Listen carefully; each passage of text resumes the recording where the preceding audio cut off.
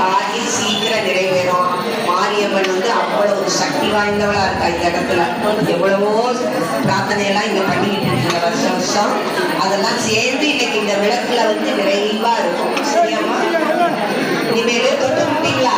அப்படி ஓரமா வச்சிருங்க.